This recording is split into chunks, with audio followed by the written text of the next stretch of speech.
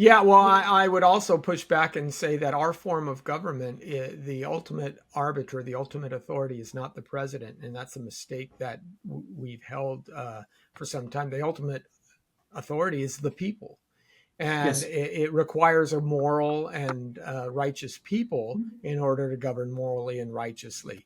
And it's the people who are supposed to hold the congressman to task and the president to task. It's not, we are not voting a person in to drive the bus so that we can all sit back and keep our feet up. That's never been Yeah. the American experiment. And I think that's really a big part of the problem, is just that misunderstanding. No, but you are electing people who are at the front of the bus, so to speak. Yes. And the yes, question is, they're- can the Christian raised in the church have the kind of tenacity and moral spirit and biblical, principles to be able to navigate to the front of the bus, so to speak? Right. Right. So And if the they conducting can't, then weight you is, have this weird position yeah. where, like, oh, all the evil people are the ones at the nastiest to the front, and we're not going to vote for him. Well, are you producing people who can make it to the front? If your answer is no, then now we're just in this weird mess where it's like we're not part of the bus, so to speak, but then we have to vote on people, but then like we're waiting for someone who's not coming. It's very convoluted, and the discussion is not taking place. Yeah, there seems to be an assumption among evangelicals that politics is the one profession where we're going to expect perfection. I'll go do business with a mechanic and not necessarily care about his moral views on any number of issues.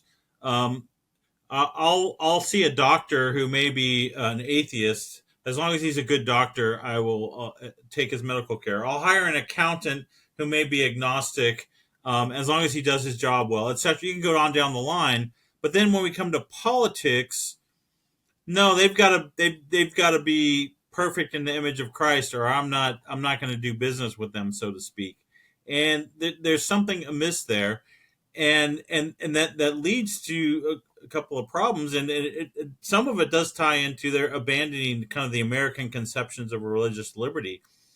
We do have religious liberty where people are free to make different decisions about their church and their core theology that are not inherently immediately political. They are ultimately, right?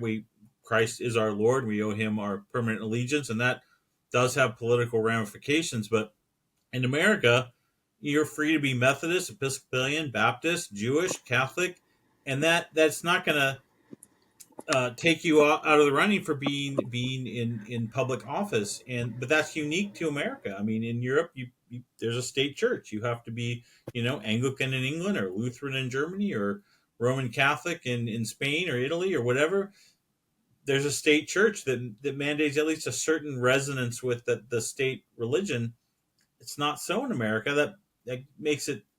There's some things that go along with that make it challenging, but that's fundamentally who America is we are open to people who aren't necessarily we're in line with. And look, Republicans voted for Mormon Mitt Romney in 2012, and I noted then, like, hey, that was one of the first times you had a major political candidate who wasn't a Christian in some orthodox sense, either Catholic or Protestant.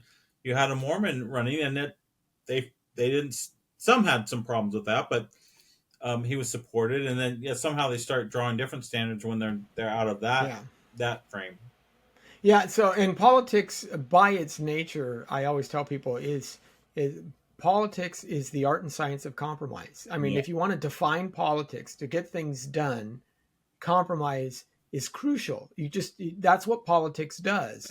Is it works with whatever the opposing party is, whatever the opposing side is, in order to get as much benefit on both sides as you can. So compromise will always be part of the equation. Perfection never can be, therefore, if compromise is always within that focus.